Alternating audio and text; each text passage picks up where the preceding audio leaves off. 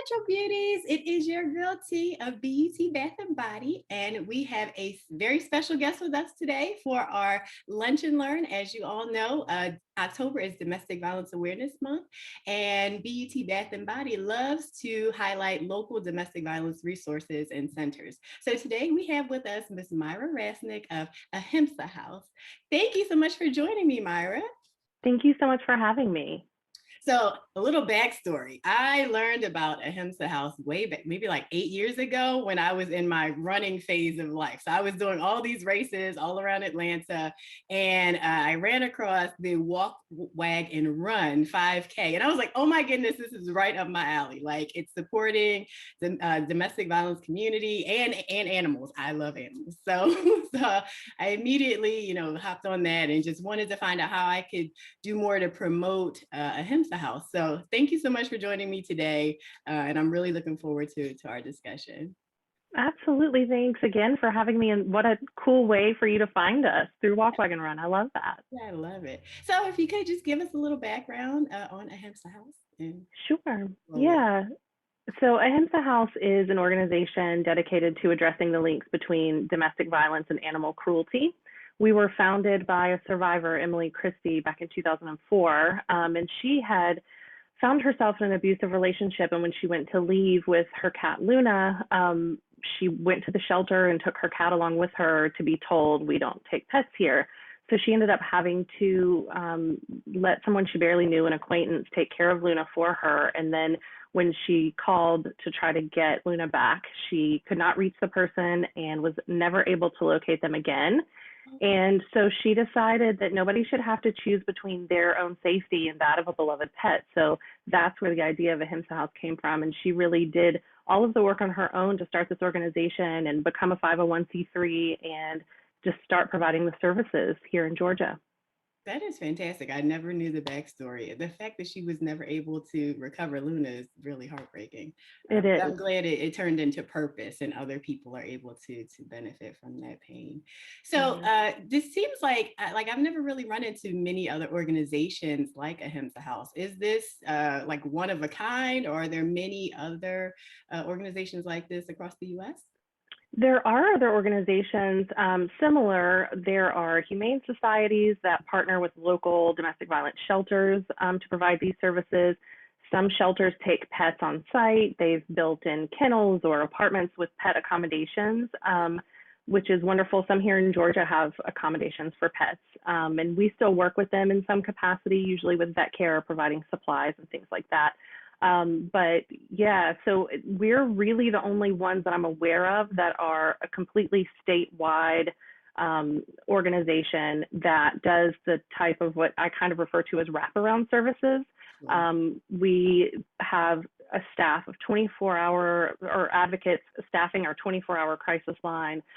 They're trained in domestic violence. They are able to help survivors in navigating the system with referrals, with helping them get into shelter themselves, and things like that. So we are a little unique in that we provide these sort of wraparound services. Sure, that's fantastic. So you talked a little bit about Emily and Luna and how she didn't want to have to choose between the two. Could you give a little more background about the connection between animal abuse and domestic violence? Yeah, studies have shown that up to 71% of victims of domestic violence report that their abusers threatened, harmed, or even killed a pet. We know that abusers use pets as a tool for manipulation, for power and control over victims, as a way to get them to do what they want them to do. Additionally, studies have told us that up to 50% of victims report that they delayed seeking safety for themselves out of concern for their pet and their pet's welfare. So we know this is an issue, and it is something that's growing. This field is growing immensely in the United States right now, which is a wonderful thing. And there are services popping up all over the place right now to help with this issue, which is much needed. Mm-hmm, mm-hmm. So do you feel like, I guess with COVID or the pandemic hitting, a lot more people have had to shelter in place and stay at home. Have you seen any kind of spike in services that you've had to provide or influx? Or? Yeah, actually, it was kind of scary at the beginning, sort of March, but more into April and May of 2020, our phones just sort of went silent. You know, we were used to having a certain amount of phone calls every week and every month, and it grew really, really quiet. And what we're a member of the Georgia Coalition Against Domestic Violence here in Georgia. So we're a member program, and we work with all of the state certified shelters here in Georgia. We partner with them to assist them with these services. And we were noticing that the shelters themselves were facing obstacles of not being able to get people in. We also kind of all assumed that people weren't able to escape because they were always there with their abusers and didn't have time to call, and just couldn't really come up with a plan of escape. And not only that, it was scary. It was a scary time to try to go somewhere where a lot of times it's a communal living situation during COVID. So it really got quiet there for a little while, but by fall of 2020, our calls started increasing again. And now we're at record-breaking numbers. I mean, so many more calls than even we had pre-pandemic. So I think people are finally feeling able to escape. They're feeling comfortable getting out of that environment. So we're seeing a lot more services right now than we did before even. Sure. So what have you had to do to kind of pivot to, be able to accommodate all these, the influx of new cases now? Yeah, it's been difficult through everything from the beginning of that, just changing protocols and procedures, and our staff was working from home. So there was a lot of changes, but we made it really quickly and it was pretty seamless. We had foster homes step up like crazy. And I've heard that from other animal welfare organizations too, throughout the country, that fosters just stepped up. And so at one point we had 100% of our animals in foster care, which had never happened in the history of our program since 2004, which is really cool. But now, that's sort of started to falter off because people are going back to work and people are going back to their office. So we don't have as many foster homes again. And one of the things that we've really struggled with is it's kind of twofold. Our survivors that are in our program are having a really difficult time finding housing once they're in shelter. So I think that's a combination of sort of the housing crisis and situation we're seeing right now related to COVID. And so it's more difficult for people to find housing. So pets are staying in our program longer. And we did extend the time.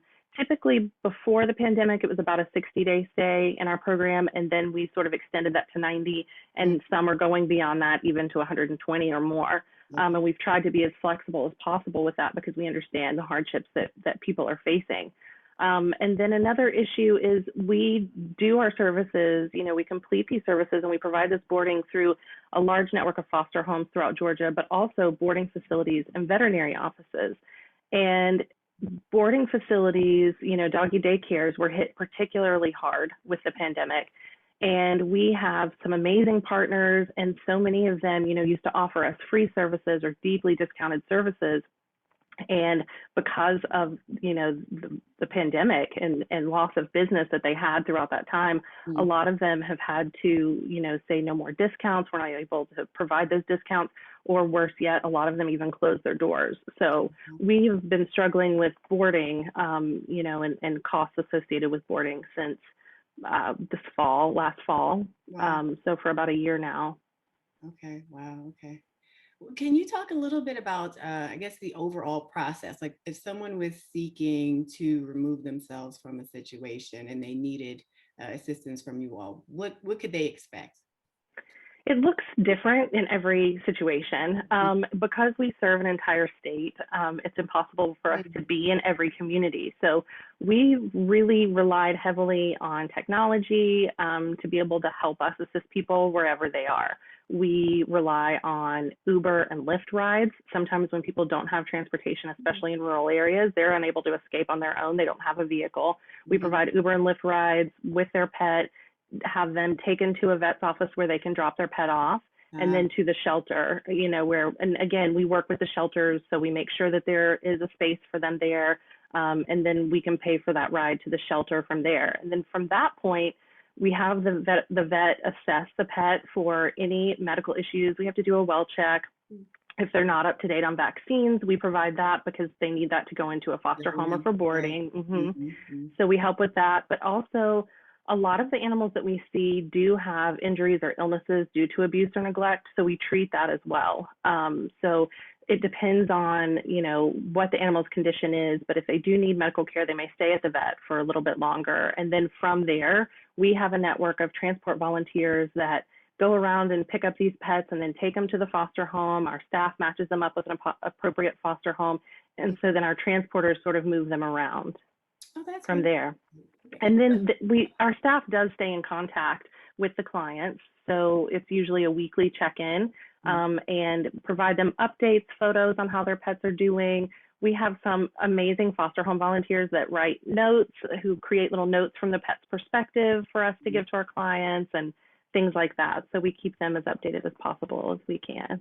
Oh, that's good. That's fantastic. Yeah, you always want to be able to check in and have that connection to make sure that your pet is doing well and in a healthy and happy space. That's fantastic. Right.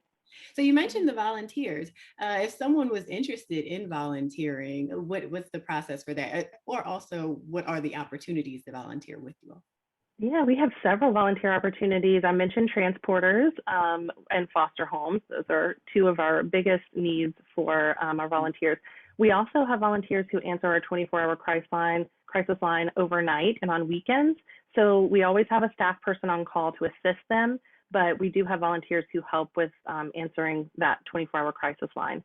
And we also have volunteers who are community outreach volunteers who go and staff our booth at community festivals and things like that. Of course, that's sort of been on hiatus for about a year and a half, but we still need those volunteers because when things get going again, sometimes there are weekends when we're at 3 or 4 different events all over the place. So they're invaluable as well. And if they're interested in volunteering, you can go to our website, which is www.ahimsahouse.org, and click Get Involved. And from there, you can learn about the different volunteer opportunities. Our application is online.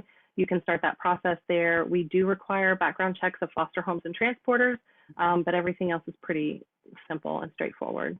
Okay, that's perfect. I'll link all that information so Thank you. everyone can head on over and see all the fantastic services and things that you are offering. So speaking of offering, is there anything else that Ahimsa House is in need of at this time?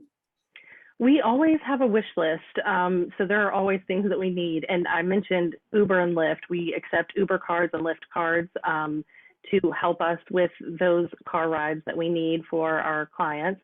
And on our wish list, there's a lot of different things, and we'll move our most pressing need to the top. So I think right now it's crates, it's wire crates, but leashes, collars, food. We have a lot of pets in our program that are on specialty diets. So sometimes we'll need special foods, and our amazing supporters jump on that wish list and send us things. And it's just really remarkable how people just are able to give. And that's how we're able to keep doing what we do. Oh, that's fantastic. Yeah, I'll add that. Definitely add the Amazon wish list on as well. Yeah. Yeah. And of course, monetary donations are always great as well. But yeah, we constantly have a need for things because supplies are going out. In some of the things that we do, as part of some of the services we provide, every pet that goes home to their owner kind of gets a full, sort of take home box of things to start their new life. So if it's a cat, we give them a litter box and litter, a supply of litter and a scoop, and all of those things that you don't think of that they've had to leave behind at their previous home, that they won't have to start again. So we provide them all with those things. Sure. That is fantastic. I'm really learning so much. I didn't, I knew about the race, and I know you all just recently had an event, 2 weekends ago? Yes. Would you mind telling us about that? Because I was interested. Sure. We had our very first annual drag show, and that was at Outfront Theater on September 11th, and it was amazing. We, were trying to do something different to reach a different audience, and it was a really fun time. Our attendees absolutely loved it. There was a lot of energy. Yes. Yeah, it was just really great, and it raised over $10,000. So Wow.